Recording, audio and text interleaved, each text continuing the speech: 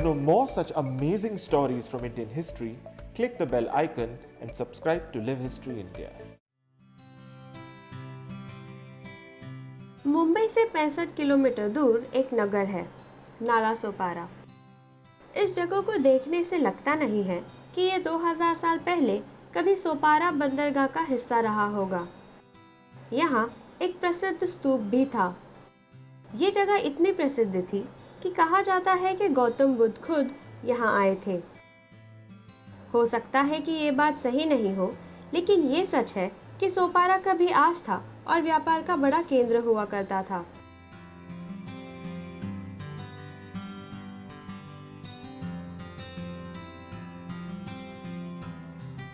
नाला सोपारा में कई रहस्य दबे हुए हैं। खेतों से गुजरकर जाने पर ईंटों का बना खंडहर दिखाई देता है, जो कभी महान बौद्ध केंद्र सोपारा स्तूप हुआ करता था, जिसके अब बस कुछ अवशेष ही रह गए हैं। पहली सदी का ये स्तूप सोपारा बंदरगाह के पास ही हुआ करता था। सोपारा बंदरगाह का उल्लेख प्राचीन ग्रंथों में भी मिलता है। किसी समय ये पश्चिमी भारतीय तट पर महत्वपूर्ण बंदरगाहों में से एक था। पहली ईसा पूर्व सदी में इसका रोम और अरब देशों से गहरा नाता था। यहाँ दुनिया भर से महाजन और व्यापारी आते थे, जिनकी वजह से बौद्ध मत को फैलने में मदद मिली। आज का जो सोपारा है और कल का जो सोपारा था, उसमें आसमान ज़मीन का अंतर है। आज सोपारा एक अपकमिंग टाउनशिप है मुंबई के बाहर। एक ज़माने में जब मुंबई छोटे से गांवों से भरा हुआ था, छोटे से माछीमारों के घरों से भरा था, उस ज़माने में सोपारा एक बहुत ही प्रसिद्ध और बहुत ही बड़ा शहर था। और यहाँ अलग अलग देशों से और भारत के पश्चिमी तट से अलग अलग जगहों से बोट आती थी, वाहन आते थे, उनमें अलग अलग सामग्री आती थी। सोपारा एक बहुत ही बड़ा शहर था और एक बहुत पुस्तक है दिव्यवदान नाम का, और इसमें सोपारा का वर्णन दिया जाता है। कहा जाता है कि यहाँ बहुत बड़ा फोर्टिफिकेशन वॉल था, उसमें 17 अलग अलग गेट्स थे और यहाँ से बहुत दूर दूर के लोग आते थे यहाँ धंधा करने के लिए, यहाँ व्यापार करने के लिए। दिव्यवदान में कहा जाता है कि पूर्णा नाम का एक आदमी था जो सोपारा का रहवासी था, और पूर्णा ने बौद्ध धर्म अपनाया और उसने गौतम बुद्ध को आमंत्रित किया। और ऐसे भी लिखा जाता है कि गौतम बुद्ध उनके साथ 500 उनके फॉलोअर्स को लेकर सोपारा आए थे। अब ये एक एपोक्रिफल स्टोरी है, मगर इसका इम्पोर्टेंस जाना जाता है सोपारा का कि बुद्धिस्ट लेखों में इतना प्रसिद्ध स्थान दिया गया है। सोपारा का जो बौद्धपन है, हमें सोपारा के स्तूपा से जाना जाता है। सोपारा में बहुत ही बड़ा एक ईंटों से बना हुआ स्तूप है। ये स्तूप करीब 2nd सेंचुरी CE में बना गया था और 8th सेंचुरी में उसे फिर से एनलार्ज किया गया था। और सोपारा का इम्पोर्टेंस अर्ली हिस्टोरिक पीरियड में और अर्ली मेडिवल पीरियड में काफ़ी बड़ा था। Sopara west coast of India का बहुत ही बड़ा बंदर था और यहाँ से व्यापार होता था, समुद्री व्यापार होता था। और जो नॉर्थ इंडिया से साउथ इंडिया से, जो नॉर्थ से साउथ जाने वाले दक्षिण पथ का रास्ता था, ये रास्ते से जो व्यापार होता था और जो व्यापारी अप डाउन करते थे, उनकी सामग्रियाँ बहुत सारी सोपारा से आती जाती थी। सोपारा के कंट्रोल के लिए बहुत बड़ी युद्ध हुई। इस दिशा में पहले क्षत्रपों का राज था, बाद में सातवाहनों का राज था। तो सोपारा बहुत ही इम्पोर्टेंट पोर्ट था। यहाँ से नानेघाट होते हुए व्यापारी अलग अलग उनके सामान लेके जाते थे कोंकण से दक्कन में, और फिर वहाँ से अलग अलग जगहों को जाते थे। दुख की बात यह है कि उस महान स्तूप के अब अवशेष ही रह गए हैं। खंडहर में तब्दील होने के बावजूद ये पुरातत्व के लिहाज से बहुत महत्वपूर्ण है, क्योंकि पश्चिमी तट पर ये ईंटों के सबसे पुराने स्तूपों में से एक है। सोपारा स्तूप की एक और दिलचस्प बात यह है कि ये दक्षिणापथ के पश्चिमी तट पर एकमात्र ऐसा बौद्ध स्मारक है जो अपने आप में ही खड़ा है, वरना यहाँ पत्थर की बौद्ध गुफाओं का भरमार है। सोपारा स्तूप की वजह से ही सोपारा प्रसिद्ध शहर के रूप में उभरा था। पुरातत्व दृष्टि से भी इसका बहुत महत्व है, क्योंकि यहाँ पास में ही सम्राट अशोक के अध्यादेश मिले थे।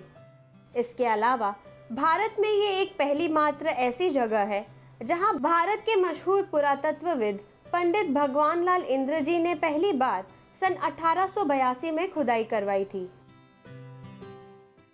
जो सोपारा का स्तूप है उसका उत्खनन किया गया था 19वीं सदी में, और ये बहुत ही इम्पोर्टेंट आर्कियोलॉजिकल एक्सकवेशन है, क्योंकि यहाँ पहली बार एक भारतवासी ने यहाँ उत्खनन किया। इसके पहले अलेक्जेंडर कनिंघम, अलेक्जेंडर रिया, बेगलार, बर्जेस ऐसे बड़े बड़े नाम हमारे पास है जिन्होंने अलग अलग स्तूपों का उत्खनन किया, मगर पहली बार ऐसा हुआ कि एक इंडियन ने एक आर्कियोलॉजिकल एक्सकवेशन लिया। तो शायद आप ऐसे कह सकते हैं कि the first Indian archaeological excavation भगवान लाल इंदिरा जी ने 19वीं सदी में लिया, और उन्होंने ये उत्खनन सोपारा में लिया। तो ये महाराष्ट्र का भी पहला उत्खनन है, एक महाराष्ट्रवासी दरमियान और एक भारतवासी दरमियान भी भारत में शायद ये पहला उत्खनन है। इसके बारे में एशियाटिक सोसाइटी के प्रोसीडिंग्स में भगवान लाल इंदिरा जी ने बहुत ही बड़ा लेख लिखा था। उनको इस स्तूप को कट करके एक्सकेवेट करने में बहुत ही बड़ी एक रेलिक्वरी मिली थी। इस रेलिक्वरी के अंदर एक के अंदर एक 7 अलग अलग धातु के रेलिक्वरीज थे, और लास्ट की जो रेलिक्वरी थी वो एक छोटी सी स्फटिक की रेलिक्वरी है, और इस स्फटिक की रेलिक्वरी के अंदर उनको एक छोटा हीरा, थोड़ी राख और गोल्डन फ्लावर्स मिले। और ऐसे माना जाता है कि शायद ये कोई बहुत ही बड़ी बुद्धिस्ट भिक्षु या खुद गौतम बुद्ध के रेलिक्स, उनकी ऐश इस स्तूपा में थी, क्योंकि इतना बड़ा बंदर हो गया था सोपारा कि इसका इम्पोर्टेंस बुद्धिस्ट को समझ पड़ा, और ज़्यादा करके बुद्धिस्ट धर्म के फॉलोअर्स जो थे वो ट्रेडर्स थे। तो उन्होंने बहुत ही बड़ा ये बुद्धिस्ट सेंटर यहाँ खड़ा किया सोपारा में, और ये स्तूप बनाया। सोपारा के स्तूप के बारे में बहुत लोगों ने ऐसा कहा है कि ईसा पूर्वी 2री सदी में सोपारा का स्तूप बनाया गया था। ये इन्होंने इस कारण कहा है कि सोपारा के स्तूप के आजू बाजू भुई गांव में सम्राट अशोक का एक शिलालेख मिलता है 3री ईसा पूर्वी सदी का। शहर ज़रूर 3री ईसा सदी में और 2री ईसा सदी में, और बंदर ज़रूर था वहाँ सोपारा में, मगर स्तूप था कि नहीं ये हम कह नहीं सकते। इंटरेस्टिंग बात यह है कि हमारे पास इन रेलिक्वरीज के अंदर बीच में एक सातवाहन कालीन सिक्का भी मिला हुआ है, और इससे हमें मालूम पड़ता है कि शायद सातवाहन काल में भी फिर से एक बार इस स्तूप को खोल के बड़ा बनाया गया। इसके गोल छोटे छोटे वोटिव स्तूपास हैं। एक बहुत ही ब्यूटीफुल लेट पीरियड का स्टोन वोटिव स्तूपा भी मिला गया है एक्सकवेशंस में। सोपारा का रिलेशनशिप था कान्हेरी के गुफाओं के साथ और कान्हेरी के मोनेस्ट्री के साथ, और कान्हेरी के जो बौद्ध भिक्षु थे उनका और सोपारा का बहुत बड़ा रिलेशनशिप था। ऐसा माना जाता है कि इस स्तूप की वजह से ही कान्हेरी गुफाओं का विस्तार हुआ, जहां बौद्ध भिक्षु रहने लगे थे। पहली ईसा पूर्व सदी और 2री सदी के बीच सातवाहन शासनकाल के दौरान सोपारा बंदरगाह पर बहुत गहमागहमी रहती थी। इस अवधि में रोम और अन्य देशों के साथ खूब व्यापार होता था, जिसकी वजह से सातवाहन साम्राज्य भी खूब फूला फला। जो बहुत ही famous Periplus of the Erythraean Sea है, राइट, पूरे अरब महासागर में ग्रेको रोमन पीरियड की जो ट्रेड थी, जो इंडो रोमन ट्रेड जिसे कहते हैं, उस पीरियड का एक ट्रैवलॉग है। उसमें बहुत ही क्लियरली लिखा है कि भरूच के दक्षिणी दिशा में मोस्ट इम्पॉर्टेंट जो बंदर था उसका नाम था सुपरक, जो सोपारा का पुराना नाम था शुपरक। और कहा जाता है कि यहाँ काफ़ी उस समय हालत नरम थी, पॉलिटिकल सिचुएशन अच्छा नहीं था। और पेरिप्लस में ये भी कहा जाता है हमें कि जो क्षत्रपा के राजा थे उनका सातवाहन के राजाओं से युद्ध चालू था, तो और भी हमें सोपारा का महत्व जाना जाता है इन लेखों से। तो बहुत सारी अलग अलग विभिन्न सामग्रियाँ आती थी। रोम से वाइन वगैरह आता था।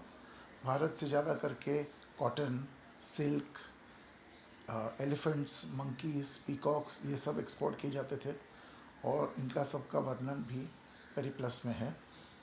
इंडिया से जो कॉटन एक्सपोर्ट किया जाता था, जो क्लॉथ एक्सपोर्ट किया जाता था, उसे इंडिगो डाइड मसलिन कहते हैं, मतलब नील से रंगा हुआ मलमल का कपड़ा। और इसका बहुत बड़ा डिमांड था रोम में। 4th सेंचुरी और 5th सेंचुरी AD में हमारे पास अच्छे अच्छे रिकॉर्ड्स हैं कि रोम के सेनेटर्स उनके पब्लिक को कह रहे हैं stop buying the Indian purple, मतलब इंडिया से आने वाला इंडिगो मलमल खरीदना बंद करो, क्योंकि हमारे वहाँ से सब पैसे जा रहे हैं। ये बैलेंस ऑफ ट्रेड में बहुत बड़ी ट्रेड डेफिसिट हो रही है। तो ऐसे हम लोग हंसी मजाक में हिस्टोरियन लोग कहते हैं कि decline and fall of the Roman Empire में महाराष्ट्र का भी काफ़ी बड़ा हाथ था, क्योंकि महाराष्ट्र ने रोमन सामग्रियों से इनकार किया और कहा कि अगर आपको हमारी सामग्री चाहिए तो आपको रोक पैसा देना पड़ेगा, और इसमें बहुत बड़ा बैलेंस ऑफ ट्रेड डेफिसिट हो गया। इंटरेस्टिंग बात यह है, ईस्ट कोस्ट ऑफ इंडिया में बहुत सारे हमारे पास बुद्धिस्ट मॉन्यूमेंट्स और बुद्धिस्ट साइट्स हैं और इनकी बहुत अच्छी देखरेख की गई है। वेस्ट कोस्ट में शायद एक ही कोस्टल बुद्धिस्ट स्तूप इतना बड़ा है और इसके बारे में हमें बहुत ज़्यादा रिसर्च करना चाहिए और इसको बहुत संभाल के रखना चाहिए, क्योंकि ये बहुत ही इम्पोर्टेंट साइट हो सकती है टूरिज़्म के लिए और हेरिटेज स्टडीज़ के लिए। सोपारा स्तूप अन्य स्तूपों की तरह ना तो संरक्षित है और ना ही इसके बारे में लोग ज़्यादा जानते हैं। आज Nala Sopara hip hop culture के लिए मशहूर है, लेकिन 2000 साल पहले ये आस्था और व्यापार का एक मशहूर केंद्र हुआ करता था।